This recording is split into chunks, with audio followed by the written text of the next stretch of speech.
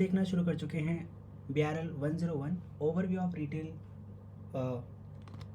Of retailing का unit number 5 store design and visual merchandise. So we will continue from the last topic of the unit 5. Okay, पिछली class में हम लोगों ने बात की कि भाई स्टोर डिज़ाइन और विजुअल मर्चेंडाइज का इंपॉर्टेंस क्या है और की कॉन्सेप्ट्स रिटेल एटमॉस्फेरिक्स के अंदर क्या रहते हैं. इंटरनल एटमॉस्फेरिक्स और एक्सटर्नल एटमॉस्फेरिक्स क्या क्या रोल प्ले करते हैं किसी भी कस्टमर को कोई भी स्टिमुलाई फील करवाने के लिए, और स्टोर एटमॉस्फेरिक्स प्लानिंग इम्पॉर्टेंट क्यों है. Right now, so from today session will discuss decision of store location and influencing factors.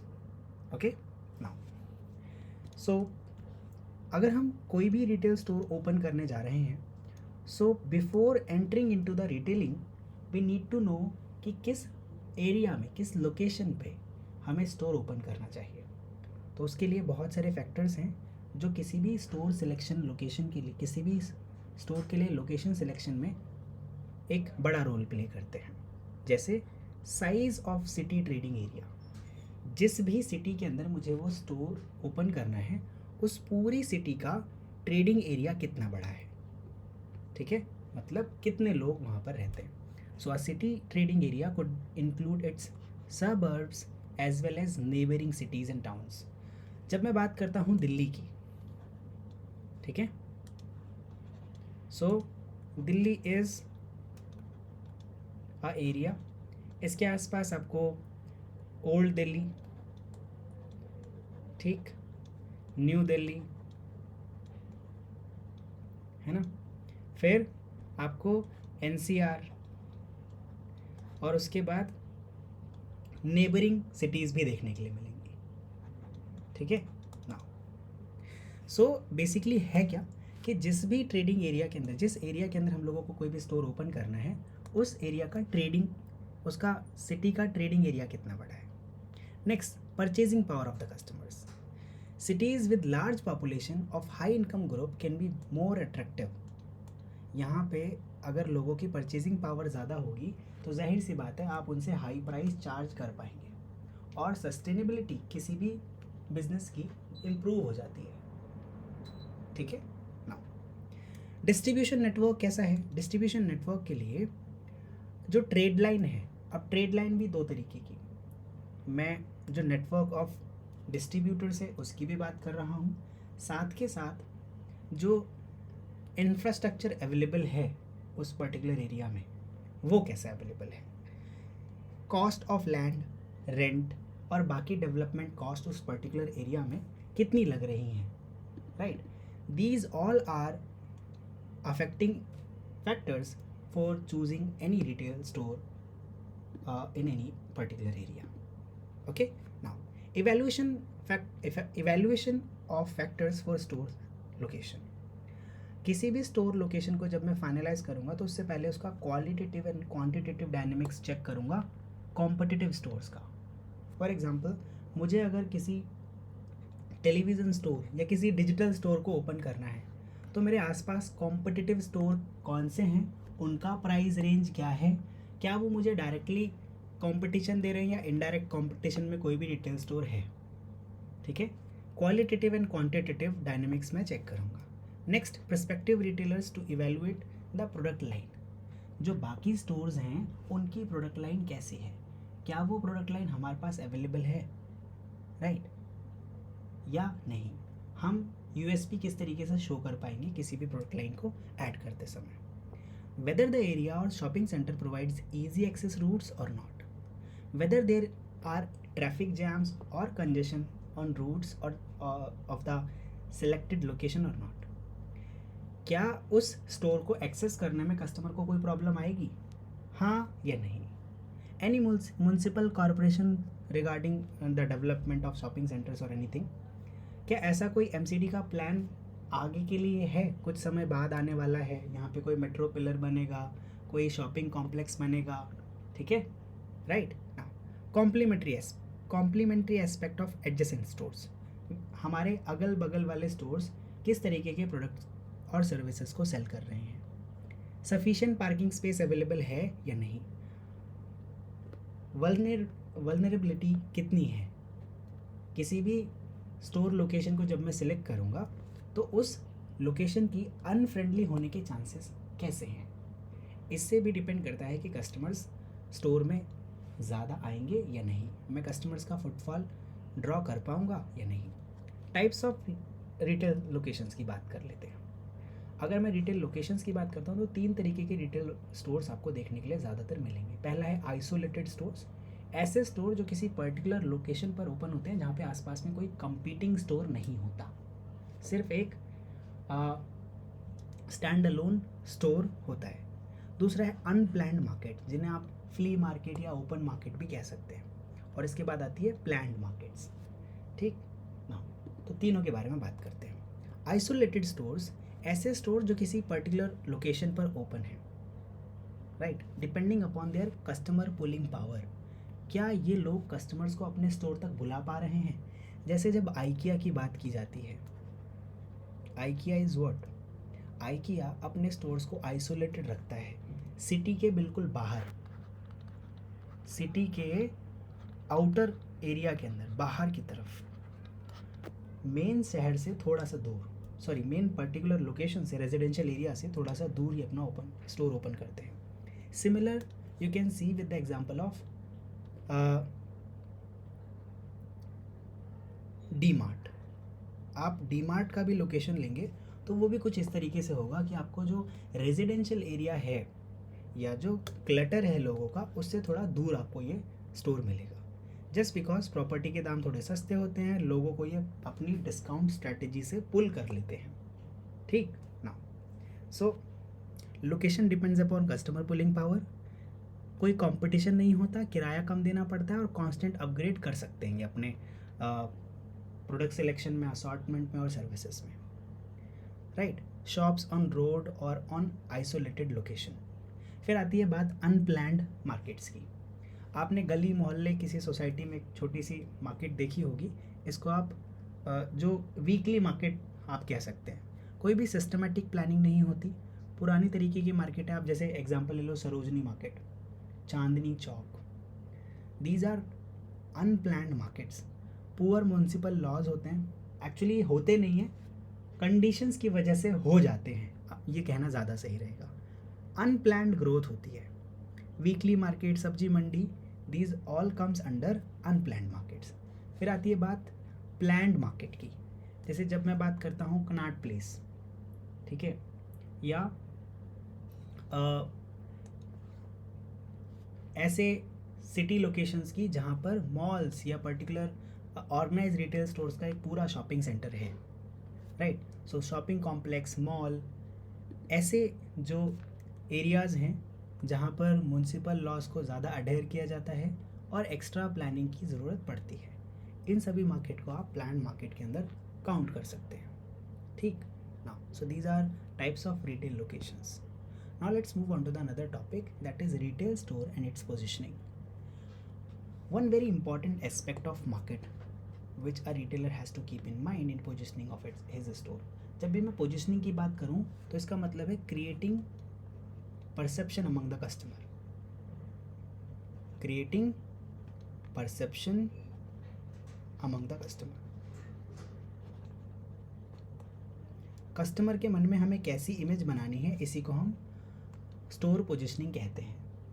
ठीक, जैसे अगर आप शॉपर स्टॉप की बात करेंगे, सो शॉपर स्टॉप्स का जो टैगलाइन है, जो उनकी पोजीशनिंग है, वो है feel the experience while you shop. लेकिन आपको बिग बाज़ार का देखने के लिए मिलेगा इससे सस्ता और अच्छा कहीं नहीं।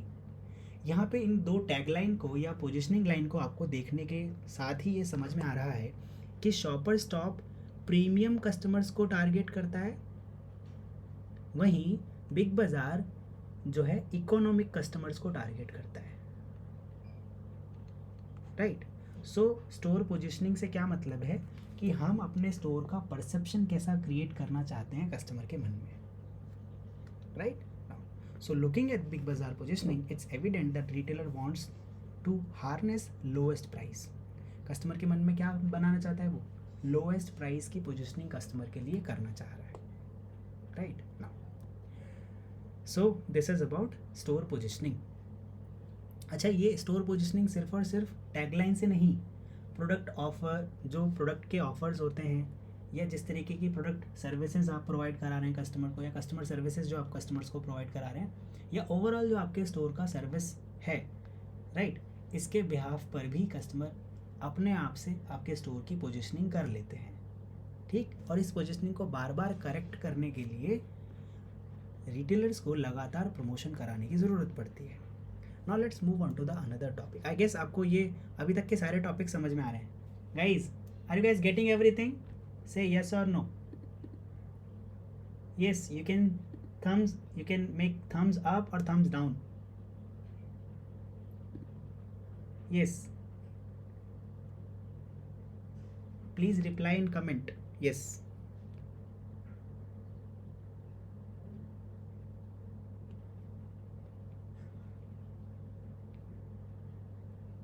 okay, sounds good. Now let's move on to the another topic, that is store space management. किसी भी रिटेलर के लिए सबसे महंगी कोई चीज़ है तो वो है फ्लोर स्पेस। सबसे महंगी चीज़ क्या है? Floor space. भाई सारा खर्चा स्टोर के स्पेस पर ही तो किया जा रहा है। एक जगह लेनी है, वहाँ पे थोड़ी सी जगह जहाँ पे हम प्रोडक्ट को सेल कर सकें, right? So store space management is a very critical factor. Okay, so it has two-way bearing on retail business. It's not only attract the customer, not only attract businesses by ensuring convenience, but also हम merchandise को accordingly plan कर सकते हैं। अगर आपके store के अंदर sufficient space होगा तो ज़्यादा कस्टमर्स अट्रैक्ट होंगे आपके स्टोर में। दो चीज़ें, स्टोर का स्पेस इफेक्टिव होने के साथ साथ के साथ आप क्या कर पाएंगे? एक तो ज़्यादा कस्टमर्स अट्रैक्ट कर पाएंगे, दूसरा अपने मर्चेंडाइज को इफेक्टिवली प्लान कर पाएंगे और पोर्ट्रे कर पाएंगे कस्टमर्स के सामने, डिस्प्ले कर पाएंगे उनको, right? Now so the key objectives of retail space management. सबसे पहले हम हाई ROI के लिए कोशिश करते हैं कि सबसे ज़्यादा रिटर्न ऑन इन्वेस्टमेंट हमें मिल जाए। इसको कैलकुलेट करने के लिए जिमरोफ भी निकालते हैं, ठीक? Gross margin return on floor space, ठीक है? Now so to obtain high return on investment by increasing the productivity of retail space. अगर अब इसमें ना SPF ऐसे बहुत सारे KPIs हैं जिनको देखते हुए हम ये बता सकते हैं कि हमारा स्टोर स्पेस इफेक्टिवली परफॉर्म कर रहा है या नहीं। कौन सा स्पेस डेड एरिया है, किस स्पेस को मैं इफेक्टिवली यूज़ कर सकता हूँ, किस स्पेस को इफेक्टिवली यूज़ नहीं कर सकता। Please write your queries Gautam in comment box, I will surely reply you the same. Okay, now so to ensure compatible, exciting and rational interface between the customer, merchandise and sales person, दोनों चीज़ों का ख्याल रखना है। एक तो हम चाहेंगे कि ज़्यादा ROI हमारे पास आए, और दूसरा हम चाहेंगे कि कस्टमर को कंपैटिबल, एक्साइटिंग और रेशनल इंटरफेस मिले, जिससे कस्टमर्स ज़्यादा से ज़्यादा स्टोर में रुककर प्रोडक्ट और सर्विसेज को बाय कर सकें। No, I can't, Shivani. Gross margin return on floor space, GMROF is gross margin return on floor space. Okay, now Shivani, go through the end questions of every unit, right? Else you will be nowhere. आपको कोई भी topic effectively cover नहीं होगा। No one can ensure which topic will come under the exams or not, unless until you have gone through the whole syllabus. So to make it very effective, go through the end questions of every unit. It will be very beneficial for you. Shivani, you got it? सभी students के लिए, ठीक है? चलिए, क्या हम आगे बढ़ें? Yes guys, be energetic. Yes, I had 3 more classes before this. I'm still teaching you guys. And you are here with very low energy. Why so? Good. चलिए, now so दो मेन ऑब्जेक्टिव की objective क्या रहते हैं किसी retail space management के? पहला, हम हाई आरओआई कमाना चाहते हैं, रिटर्न ऑन इन्वेस्टमेंट सबसे ज़्यादा कमाना चाहते हैं, और कस्टमर को सर्विस प्रोवाइड कराना चाहते हैं। अब ये दोनों काम हम बेहतर स्टोर स्पेस मैनेजमेंट से कर लेते हैं। ठीक है now, so space management decisions also have an important influence on सब डिसीजंस। अगर आपने इफेक्टिव स्टोर स्पेस मैनेजमेंट के डिसीजंस लिए हैं तो दूसरे एरियाज़ में भी आपको कुछ डिसीजंस लेने पड़ेंगे। जैसे उस पर्टिकुलर स्टोर में डिपार्टमेंट्स की लोकेशन क्या रहने वाली है, राइट? अरेंजमेंट बिटवीन डिपार्टमेंट्स, कौन सा डिपार्टमेंट किसके पहले किसके बाद में, उनकी लोकेशंस क्या रहेगी और अरेंजमेंट किस तरीके से रहेगा। कौन सा लेआउट आप सिलेक्ट करेंगे? What is layout sir? It is the floor plan, floor plan, ठीक है? और you can say a map, map for controlling the store traffic. Store traffic को कंट्रोल करने के लिए जो भी मैपिंग की जाती है या फ्लोर प्लान बनाया जाता है उसको हम स्टोर लेआउट बोलते हैं। तो कौन से टाइप का स्टोर लेआउट हम सिलेक्ट करेंगे with customer behaviour in mind, इस बात का भी डिसीजन हम स्टोर फ्लोर प्लान जब प्रिपेयर करते हैं या स्पेस मैनेजमेंट जब करते हैं तब हम डिसाइड करते हैं। Planned traffic flow of customer, तो भाई लेआउट के साथ साथ हमारा बेसिक फंडा क्या रहता है कि जो ट्रैफिक फ्लो है कस्टमर्स का उसको भी हम इफेक्टिवली मैनेज करते चलें। ना स्टोर स्पेस मैनेजमेंट की बात हो गई, आइए बढ़ते हैं अगले टॉपिक की तरफ, that is retail performance measures. अब मुझे ये भी पता लगाना है कि हमारा रिटेल स्टोर किस तरीके से परफॉर्मेंस शो कर रहा है। तो हमारे पास कुछ की परफॉर्मेंस इंडिकेटर्स होते हैं जिससे ये पता लगता है कि हमारा स्टोर सही चल रहा है या नहीं चल रहा।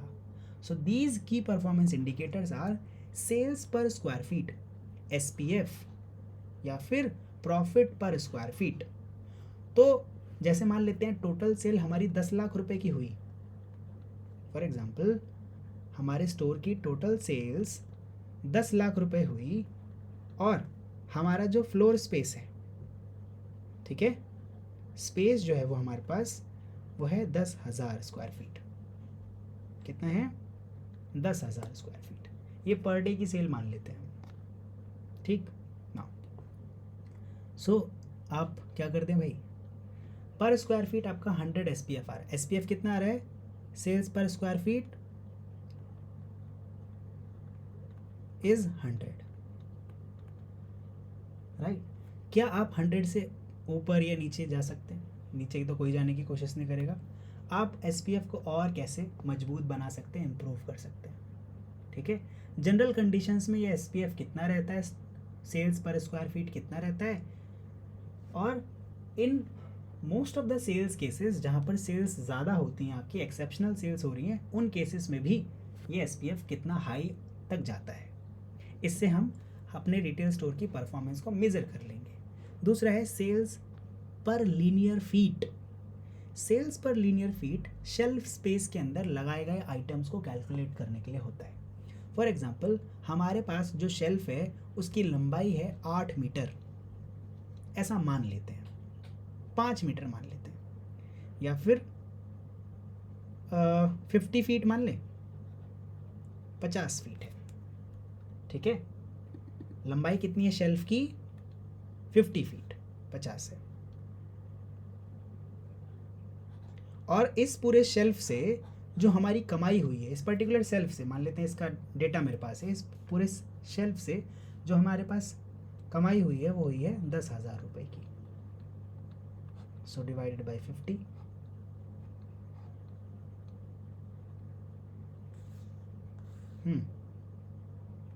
कितना आ जाएगा अपने पास? 200।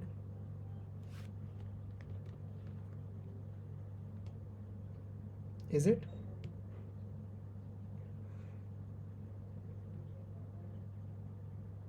सॉरी 20 आएगा। ये कितना आएगा? 20, राइट नाउ। सो ये जो सेल्स पर लीनियर फीट है ये भी बता रहा है कि हमारे स्पेस की प्रोडक्टिविटी कितनी है, राइट? फिर आती है बात सेल्स पर क्यूबिक फीट। ये क्यूबिक फीट बेसिकली उन आइटम्स के लिए यूज़ होता है जो लिक्विड फॉर्म में होते हैं। जैसे जब आप किसी पेट्रोल पंप पे हैं, ठीक है, किसी गैस स्टेशन पर हैं, वहाँ पर जब फ्यूल को मेज़र करना होता है, या फिर किसी ऐसे फूड आइटम्स की जो फ्रोज़न मीडियम में है, जैसे आइसक्रीम हो गया, ठीक है, इन आइटम्स का भी जो परफॉर्मेंस है वो सेल्स पर क्यूबिक फीट या प्रॉफिट पर क्यूबिक फीट से देखा जाता है।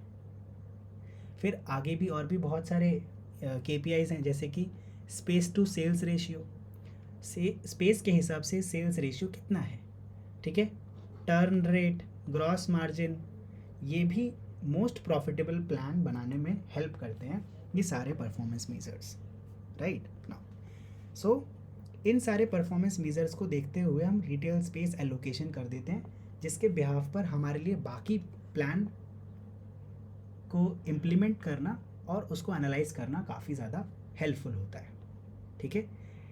इन सभी KPIs को देखते हुए हम बाकी प्लान्स को भी चेंज कर लेते हैं। अगर कहीं हमें गड़बड़ लग रही है, फॉर एग्जांपल किसी पर्टिकुलर प्रोडक्ट को मैंने किसी लोकेशन पे रखा और उससे सेल उसकी डिक्रीज़ हो गई, तो मैं क्या करूँगा, उस लोकेशन से दोबारा हटा लूँगा और उस पर दूसरे प्रोडक्ट को रख कर देखा जाएगा। इस तरीके से कंट्रोल और जो कंटिन्यूस मॉनिटरिंग का प्रोसेस है वो चलता रहता है, right. So space allocation is the process of distributing the right amount of space to the right merchandise. क्या हम सही स्पेस सही मर्चेंडाइज को प्रोवाइड करा रहे हैं? That is another concern of space allocation. कुछ प्रोडक्ट को आपको ज़्यादा स्पेस प्रोवाइड कराना होता है, कुछ प्रोडक्ट को बहुत कम। तो क्या आप ऐसा कर पा रहे हैं? क्या आप ऑप्टिमम प्रॉफिट बुक कर रहे हैं? ठीक है, राइट, यानी कि मिनिमम इन्वेंट्री रखकर मैक्सिमम प्रॉफिट कमा रहे हैं आप, ठीक है ना। अगला KPI जिससे हमें ये पता लगेगा कि हमारे स्टोर का स्पेस किस तरीके से यूज़ हो रहा है, that is space as basis of sales as basis of space allocation. जब मैंने किसी प्रोडक्ट के लिए कोई पर्टिकुलर स्पेस एलोकेट किया तो उसकी सेल्स में गिरावट आई या सेल्स इंप्रूव हुई, ठीक। So retailers have to decide about the sales data to be used for allocation of space among the merchandise. कौन से प्रोडक्ट को किस जगह लोकेट करना है, ये भी हमें sales as basis of space allocation से पता लगेगा। क्या प्रॉफिटेबिलिटी पर स्पेस एलोकेशन का कोई फ़र्क पड़ा है? मान लेते हैं मैंने किसी प्रोडक्ट का लोकेशन किसी पर्टिकुलर पोजीशन से चेंज किया, तो उससे उस प्रोडक्ट की सेल्स इंप्रूव हुई या डिक्रीज हुई, right. So profits are taken into consideration for determining the optimum allocation. तो किस जगह पर कौन से प्रोडक्ट को हम लोगों ने एलोकेट किया है, इससे भी उस प्रोडक्ट की सेल्स इंक्रीज डिक्रीज हो सकती है और उसकी प्रॉफिटेबिलिटी पर फ़र्क पड़ सकता है। So these are some of the performance measures for any retail store. I hope you all guys are getting it. Are you guys getting it? Yes. Everyone? No. Sir, why you turned our mics off? हमारे mics क्यों off किए आपने?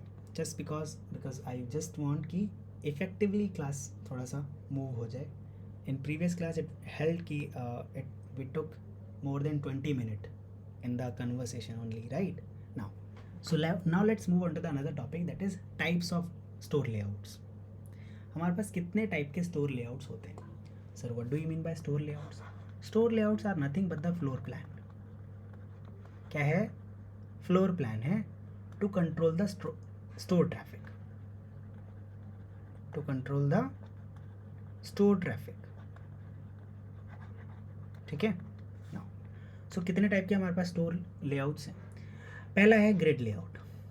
Grid layout commonly used, सबसे ज़्यादा use किए जाने वाला layout है कन्वेंशनल ग्रोसरी स्टोर के अंदर। अभी किस तरीके का लेआउट होता है मैं आपको यहाँ पर बना के दिखा देता हूँ। Allow me a moment.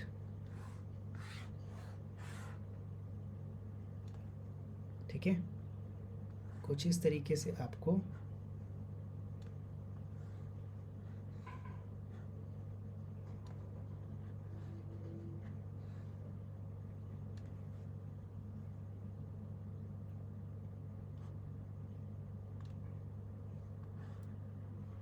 मैं इसे बना रहा हूँ बस आप आप मान के चलिए कि ये शेल्फ्स हैं, दोनों तरफ से हैं।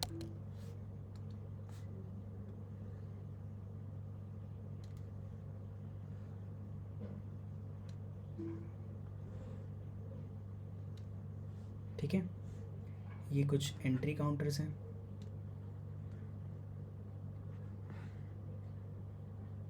ये कुछ दूसरे शेल्फ्स हैं। मैंने जल्दी जल्दी बना दिया बस आप लोगों के लिए। ठीक है, ये एंट्री है और ये एग्ज़िट है।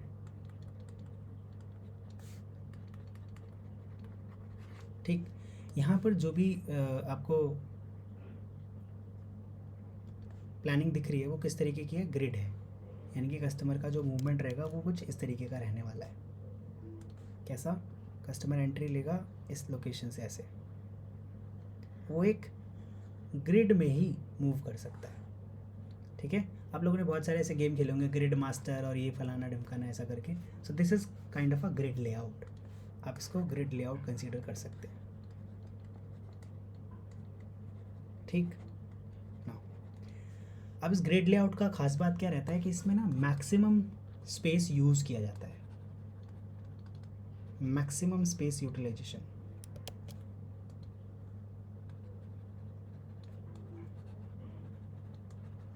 राइट, दूसरा जो लेआउट है दैट इज़ फ्री फॉर्म।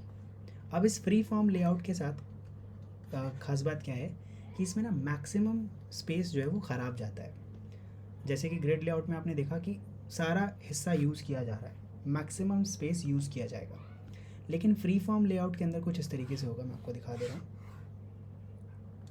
मान लेते हैं कि एंट्री यहाँ से, एक गोंडोला यहाँ पर है, कुछ डिस्प्ले यहाँ पर है। ठीक है, एक काउंटर यहाँ पर है, एक काउंटर यहाँ पर है। ठीक, फिर एक रैक यहाँ पर है, ये बिलिंग काउंटर है। ठीक है, कुछ इस तरीके से ना।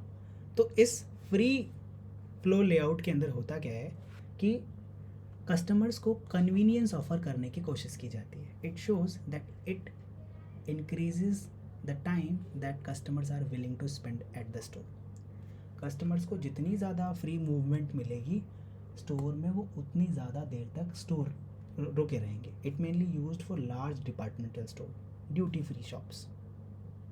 Okay now, and it commonly used in small specialty stores and departments of large retail stores.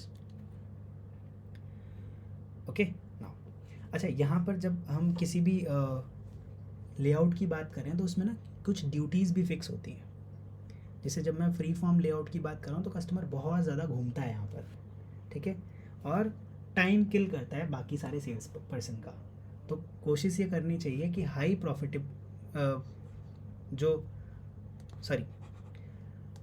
Probability of theft है वो भी इसके साथ इंक्रीज़ हो जाता है।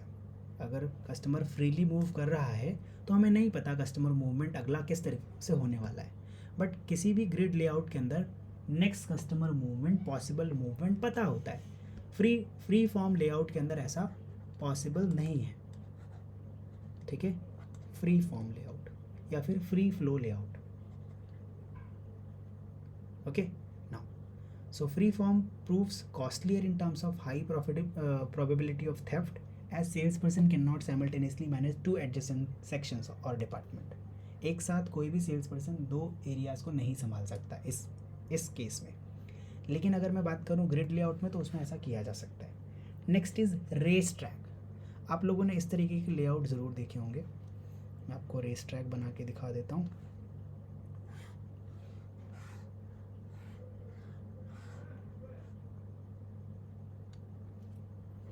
कुछ इस तरीके का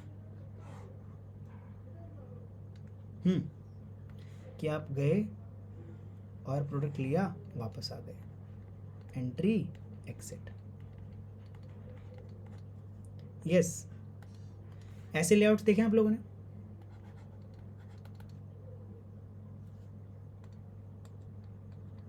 है ना?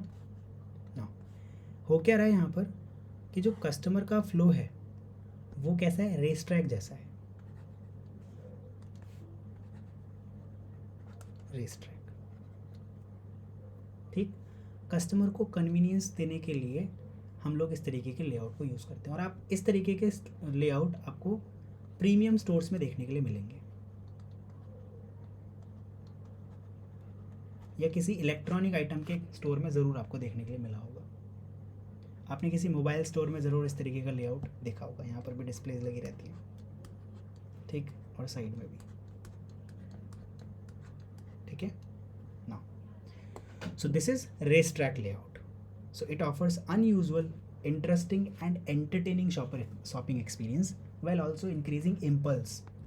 अब यहाँ पर इम्पल्स भी क्रिएट होता है। इम्पल्स मतलब कस्टमर एक प्रोडक्ट खरीद रहा है और उसको दूर से दिखा कि अच्छा यहाँ पर कस्टमर को ज़्यादा एक्साइटमेंट फील हो रही है, चलो भैया इधर चलते हैं, फिर यहाँ पर, फिर यहाँ पर और यहाँ पर। लगातार कस्टमर बहुत सारे एक्साइटमेंट एक साथ हम कस्टमर को क्रिएट करा कर दे सकते हैं, ठीक है। और ऐसा सेम केस हम फ्री फॉर्म लेआउट में भी कर सकते हैं, but in grid layout it's little boring. आपको कोई भी सुपर मार्केट बहुत ज़्यादा इंटरेस्टिंग नहीं लगता होगा इसके लिए, ठीक है। अच्छा, किसी मॉल को भी आप देखेंगे तो मैक्सिमम आपको मॉल जो है, अगर आउटर लेआउट देखेंगे, बड़े से लेआउट में देखेंगे तो मॉल का अगर सिंगल स्ट्रक्चर आपको देखने के लिए मिले तो कुछ इस तरीके से दिखेगा आपको, रेस ट्रैक जैसा, ठीक ना। फिर आती है बात स्टोरीड लेआउट की। अच्छा, लूप डिज़ाइन कस्टमर्स को इम्पल्स परचेज करने में भी मदद करता है, ये लूप डिज़ाइन ही तो है ना। स्टोरीड लेआउट, स्टोरीड लेआउट में बेसिकली होता क्या है कि एक मल्टी स्टोरी स्टोर्स जो होते हैं उनमें ये काम आता है। मल्टी स्टोरी स्टोर से मतलब है कि जैसे डी मार्ट हो गया, विशाल मेगा मार्ट हो गया, ठीक, बीबा हो गया।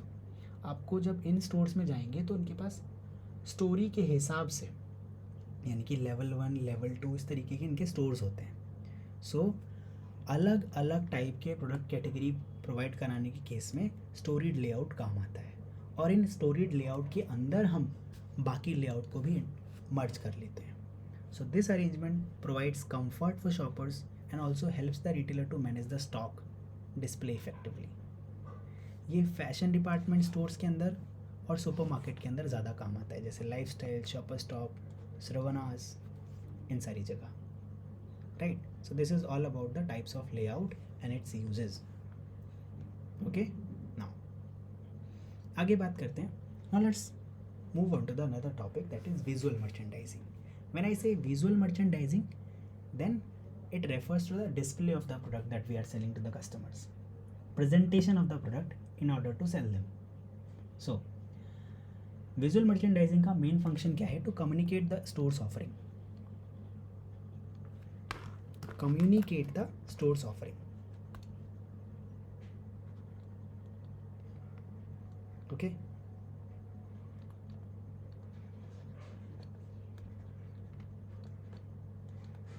ऑफरिंग, हम लोग क्या ऑफ़र कर रहे हैं स्टोर के अंदर, वो विजुअल मर्चेंडाइजिंग के थ्रू कम्युनिकेट किया जाता है, right. So visual merchandising includes various aspects, जैसे स्टोर फ्लोर का प्लान, स्टोर की विंडोज़ कैसी रहेंगी, कौन से साइनेजेस यूज़ किए जाएंगे, मर्चेंडाइज कौन सी डिस्प्ले पर लगेगी, और इन मर्चेंडाइज का रोटेशन किस तरीके से किया जाएगा, राइट। स्पेस का डिज़ाइन, फिक्सचर्स एंड हार्डवेयर्स कौन से यूज़ किए जाएंगे, and the elements that come with it which may be too many to mention। बहुत सारे दूसरे भी एलिमेंट्स हो सकते हैं, जैसे types of fixtures and other components, okay. Now सो जब भी हम किसी स्टोर के लिए विजुअल मर्चेंडाइजिंग कंपोनेंट्स को बाय कर रहे हैं तो हमें कुछ बातों को ध्यान में रखना चाहिए, जैसे किस प्रोडक्ट लाइन के लिए हम मर्चेंडाइज डिस्प्ले प्रोडक्ट्स बाय कर रहे हैं या फिर सपोर्ट प्रोडक्ट्स बाय कर रहे हैं।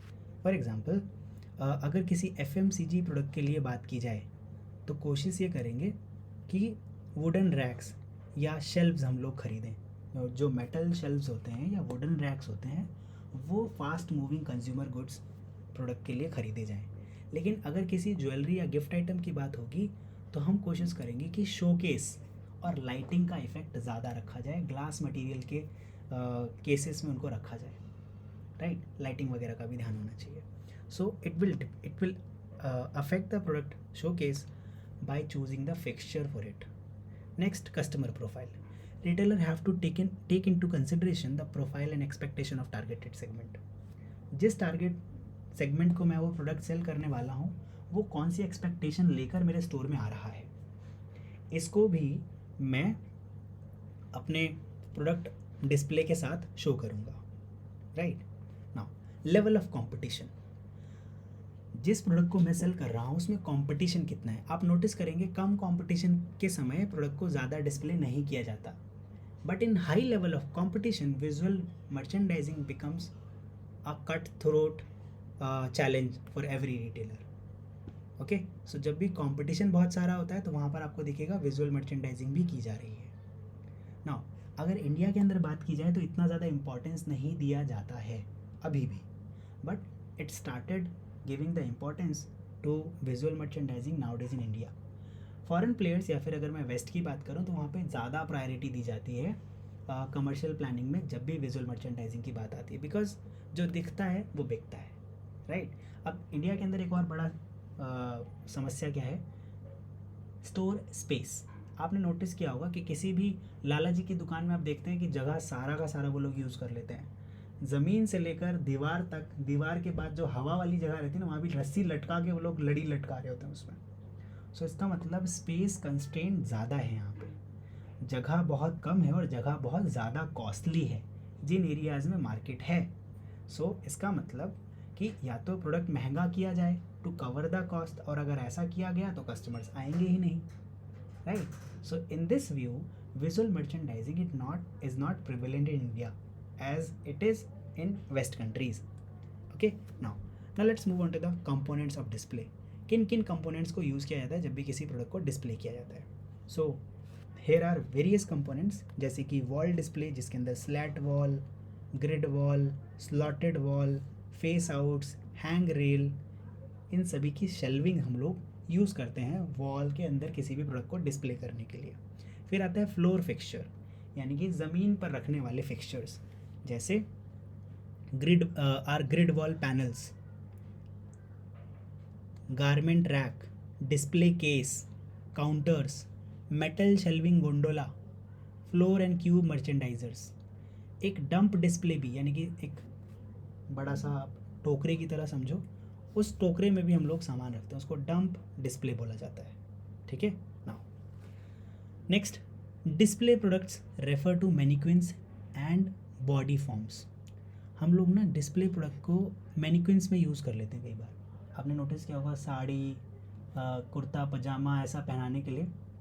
गोंडोलाज बेसिकली डिफरेंट टाइप के फिक्सचर्स हैं. अब जैसे मैं एक सर्कुलर गोंडोला की बात करूं तो कुछ इस तरीके से दिखेगा. आपने किसी भी स्टोर के अंदर नोटिस किया होगा कि जब हम किसी स्टोर में जाते हैं तो आपको इस तरीके का एक स्ट्रक्चर देखने के लिए मिलता है. मैं ये ऊपर से बना रहा हूँ, आप नोटिस करना कि आप समझ जाओ, कोशिश करना. ठीक है, जस्ट अ सेकेंड. ये कुछ इस तरीके से रहता है और इस पर बहुत सारे हैंगर में कपड़े या कोई भी चीज़ लटकाई हुई है. This is a single gondola. अब ये गोंडोलाज भी बहुत सारे टाइप के होते हैं. गोंडोला का अंग्रेजी में मतलब होता है कि कोई आइलैंड. ठीक, तो यहाँ पर आइलैंड की बात इससे नहीं की गई है, आइलैंड की बात की गई है डिस्प्ले ऑफ मर्चेंडाइज से. डिस्प्ले ऑफ मर्चेंडाइज, तो इसके लिए अलग अलग गोंडोलाज यूज़ होते हैं. ये तो सर्कुलर गोंडोला है. ठीक है, इसे सर्कुलर फिक्सचर भी कहते हैं. राइट. कई बार ये एक सिंगल रैक टाइप होता है. अब यहाँ पे व्हील लगा हुआ है, यहाँ पे भी व्हील लगा हुआ है और इसमें बहुत सारे हैंगर लगे हुए हैं. ठीक, लीनियर गोंडोला बोल देंगे इसे. Okay. Now so gondola is nothing but the fixture to display products. Okay. Now आगे बढ़ते हैं. सप्लाईज एंड इक्विपमेंट्स जिसके अंदर हम लोग स्ट्रीमर्स का यूज़ करते हैं, हैंगर्स का यूज़ करते हैं, लेबलर्स का यूज़ करते हैं, पैकिंग एंड शॉपिंग बैग्स. इन सारी चीज़ों को भी हम यूज़ कर सकते हैं किसी भी प्रोडक्ट या लोगों को डिस्प्ले करने के लिए. आप नोटिस करते होंगे किसी भी शॉप से जब आप सामान खरीदते हैं अपनी लोकल शॉप से, तो वहाँ पर जब वो थैला देते हैं तो उनका नाम लिखा रहता है उस थैले पे. राइट. तो इन सप्लाईज से भी हम लोग अपना प्रमोशन कर सकते हैं, प्रोडक्ट को डिस्प्ले कर सकते हैं। प्रमोशनल आइटम्स जिसमें window signage, banner, holder, sign card, sales tag, ये सारी चीज़ें भी किसी भी प्रोडक्ट को सेल करने के समय प्रोडक्ट का जो लुक होता है उसको चेंज कर सकते हैं। अगर आप किसी भी स्टोर में जा रहे हैं और वहाँ पे सारा लोगो, डिज़ाइन सब एक ही कंपनी का दिख रहा है तो आपको वो कंपनी प्रीमियम लगती है। It sounds very premium, right? Now lighting fixtures जिसके अंदर ट्रैक लाइटिंग है ना, include track lighting, accessory such as rope lighting, there are different type of lighting guys. तो ये बस ऐसा समझिए कि ये सिर्फ और सिर्फ इंट्रोडक्शन है। You will get to know about this all topics in very next units, or you can say in the course of this BBRL, right? Now, so signage should be professionally written and never be handwritten. Signage क्या होता है? बाहर लगा हुआ board, okay? bin tags, bin labels, pen tags, pen labels, shelf labels, planograms, these are some of the signages. इन सारी जगह आपको कोई ना कोई लेबल्स यूज़ करने होते हैं और ये प्रोडक्ट को लोकेट करने में या उनकी डायरेक्शन बताने में भी मदद करते हैं या फिर प्रोडक्ट को आइडेंटिफाई करने में मदद करते हैं। So these all are components of display, okay? अब अगर मैं बात कर रहा हूँ कि ये तो ऑफलाइन स्टोर की बात हो गई सर, क्या ये सारा का सारा किसी ऑनलाइन स्टोर में भी अप्लाई होता है? अगर मैं किसी वेबसाइट से प्रोडक्ट खरीद रहा हूँ, मान लेते हैं मैं Amazon.com से कोई प्रोडक्ट खरीद रहा हूँ या Flipkart.com से कोई प्रोडक्ट खरीद रहा हूँ, तो क्या वहाँ पर भी रिटेल एटमॉस्फेरिक्स का ख्याल रखा जाता होगा? वहाँ पे तो सर कोई एटमॉस्फेयर ही नहीं होता। यस, होता है। आप नोटिस करेंगे कि वो लोग अपने सभी प्रोडक्ट्स को इस तरीके से डिस्प्ले करते हैं, प्रोडक्ट्स को नहीं, यूआई को, यूज़र इंटरफेस का वहाँ पर ख्याल रखा जाता है। किसका? यूआई का, user interface. So the development of the web as a retailing medium leads to understand the implication of web atmospherics. In context of e-tailing, factors like website organization, server performance, product data, search option, easy accessibility, ये positive shopping experience देने में customer को मदद करती है। आप किसी भी शॉपिंग वेबसाइट पर बहुत सारे ऐड नहीं देखते just because they want to enhance your image, they want to enhance their image as a shopping store, not as a advertising hub, right? So easy access of product data and a browser friendly search option customer की convenience में एक नया value add करता है, ठीक है? Now सो इससे customer service enhance हो जाती है और हेंस कस्टमर एटमॉस्फेरिक्स, ये जो रिटेल एटमॉस्फेरिक्स है वो इंटरनेट रिटेलिंग में इस तरीके से पोर्ट्रे किया जा सकता है, राइट?